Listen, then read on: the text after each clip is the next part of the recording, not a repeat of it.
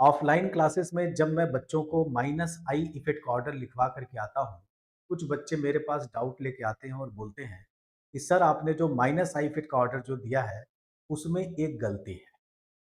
तो मैं कहता हूँ कि एक गलती नहीं उसमें 2 गलतियाँ हैं। तो मैं पूछता हूँ कैसे? तो वो बच्चे मुझे इस तरीके से एक्सप्लेन करते हुए नज़र आते हैं। देखिए, वो बच्चे बोलते हैं कि सर देखिए, यहाँ का जो नाइट्रोजन है, ये वाला जो नाइट्रोजन है, ये प्लस आई इफेक्ट से क्या हो रहा है? डिमिनिश हो रहा है।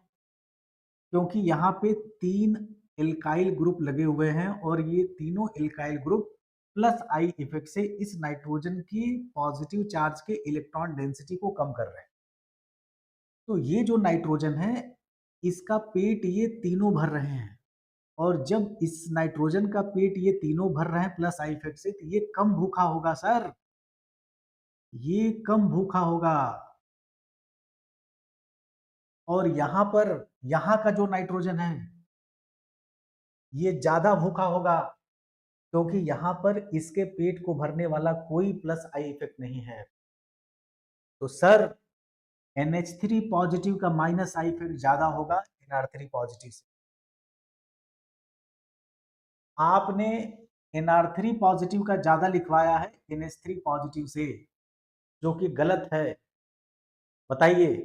तब मैं उन बच्चों को तपाक से बोलता हूं कि अगर ये गलत है तो एक जगह गलत यहां भी है, OR का और OH का।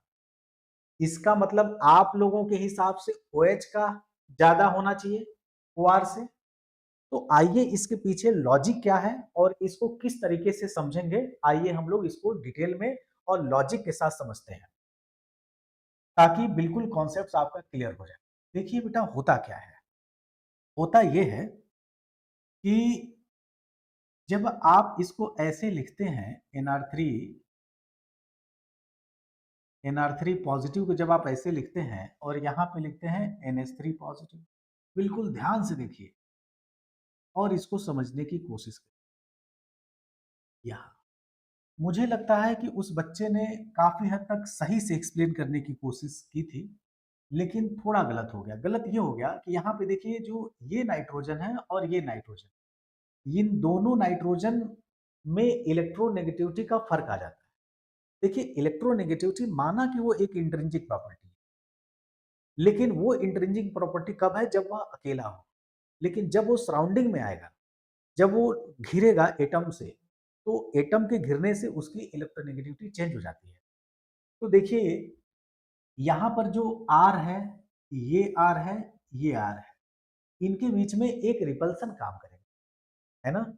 यानी ये जो R R R है, ये बेटा बल्की है और इनके बल्कीनेस से जो है, यानी R R से क्या हो गया? बल्कीनेस बढ़ गया।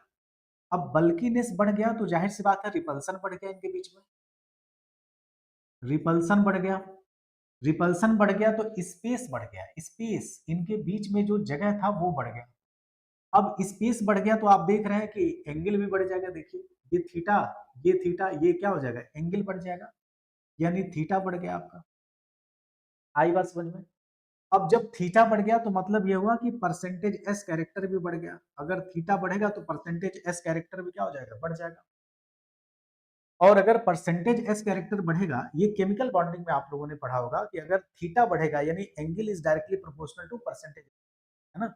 तो अगर परसेंटेज एस कैरेक्टर बढ़ेगा तो इलेक्ट्रोनेगेटिविटी भी क्या हो जाएगी? बढ़ जाएगी। मतलब ये हुआ कि this nitrogen is more electronegative. ये नाइट्रोजन जो है, यानी this nitrogen is more electronegative, this nitrogen is more electronegative than this nitrogen, than NH3 positive nitrogen. तो अब आप खुद ही बताइए, अगर ये ज्यादा भूखा है तो ये ज्यादा स्ट्रांगली इलेक्ट्रॉन को क्या करेगा? खींचेगा विद रिस्पेक्ट टू दिस। यही वजह है कि NR3 पॉजिटिव का जो माइनस आई इफेक्ट होता है, वो ज्यादा होता है किससे? NH3 पॉजिटिव से। उसी तरीके से आप देखेंगे तो यहाँ OR है और OH। आइए इसको भी देख लेते हैं, सेम एक्सप्लेनेशन है। यहाँ R बल्कि है तो बल्कीनेस से क्या हो जाएगा? देखिए, ये बल्कि है तो बल्कीनेस बढ़ गया H के रेस्पेक्ट में। तो रिपल्सन बढ़ गया, रिपल्सन बढ़ गया तो स्पेस बढ़ गया, स्पेस बढ़ गया तो एंगल बढ़ गया, एंगल बढ़ गया तो परसेंटेज एस कैरेक्टर बढ़ गया, और परसेंटेज एस कैरेक्टर बढ़ गया तो इलेक्ट्रोनेगेटिविटी बढ़ गया। मीन्स कि this oxygen is more electronegative then the oxygen of OH। अब आप ही बताइए, सबसे स्ट्रांगली इलेक्ट्रॉन को कौन खींचेगा? ये खींचेगा, ये तेजी से खींचेगा। तो जब तेजी से खींचेगा तो जाहिर सी बात है किसका माइनस आई इफेक्ट ज्यादा होगा? OR का माइनस आई इफेक्ट OH से ज्यादा होगा। उम्मीद करता हूं आपको बहुत अच्छे से समझ में आया होगा। वही एक बात और समझिए, एक बात और समझिए आप, यहां पे जो मैंने ऑर्डर आप लोगों को दिया है, यहां पे एक बहुत अहम चीज यहां पर है।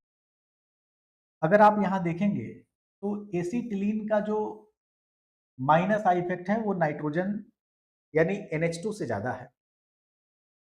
तो अक्सर कभी-कभी बच्चे एक डाउट और लेके आते हैं कि सर कार्बन की इलेक्ट्रोनेगेटिविटी और नाइट्रोजन की इलेक्ट्रोनेगेटिविटी में नाइट्रोजन की ज्यादा होती है कार्बन से, तो NH2 को पहले आना चाहिए था और एसिटिलीन को बाहर बाद में आना चाहिए था।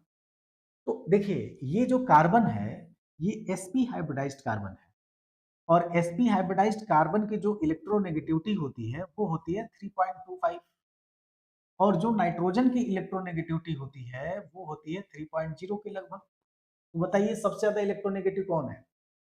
जो ट्रिपली बॉन्डेड यानी sp हाइब्रिडाइज्ड कार्बन की इलेक्ट्रोनेगेटिविटी क्या है? सबसे ज्यादा है नाइट्रोजन से। तो इसका मतलब ये हुआ कि ये जो ऑर्डर लिखा हुआ है बिल्कुल सही लिखा हुआ है। तो मैं उम्मीद करता हूं कि आप सिर्फ रटेंगे नहीं बल्कि लॉजिक के साथ रटेंगे। आज के लिए इतना ही, मिलते हैं कल इसी तरीके के इंफॉर्मेटिव वीडियोस के साथ। तब तक के लिए धन्यवाद।